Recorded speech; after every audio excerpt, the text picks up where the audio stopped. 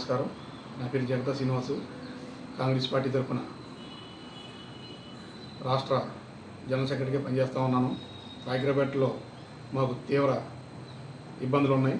గత 6 రోజులు బట్టి కురిసిన వర్షాలు ఇక్కడ మాకు పాయకరావుపేటలో 6 జడ్జిలపేటలు ఉన్నాయి. ఈ 6 పేటలో కూడా సరైన కాలువ వసతి లేక వర్షం నీరంతా కూడా ఆ పేటలోకి వెళ్ళి స్టోరేజ్ అయిపోతూ ఉంది. ఆ స్టోరేజ్ని తీసే పంచాయతీ వ్యవస్థ కనీసం పట్టించుకునే దాఖలు లేదు. పట్టించుకోకపోతే పోయారు. కనీసం అక్కడ కాలువ వ్యవస్థ తీసి ఆ నీరు వెళ్ళే మార్గం కూడా లేదు. అదే కాకుండా శానిటైజర్ లేదు, బీచింగ్ లేదు.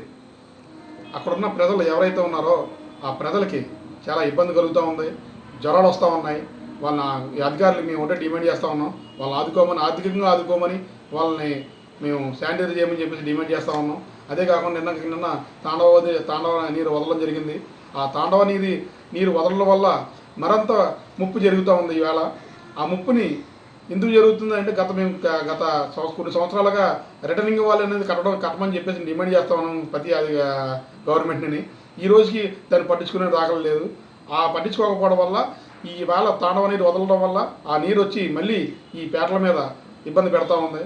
మా దళిత బిడ్డలకి అన్యాయం జరగకుండా న్యాయం చేయమని చెప్పేసి మేము కోరుతూ ఉన్నాం. వాళ్ళకందరికీ కూడా అధికంగా గవర్నమెంట్ వాళ్ళని ఆదుకోవాలని చెప్పేసి మేము కోరుతూ ఉన్నాం. మేము డిమాండ్ చేస్తూ ఉన్నాం.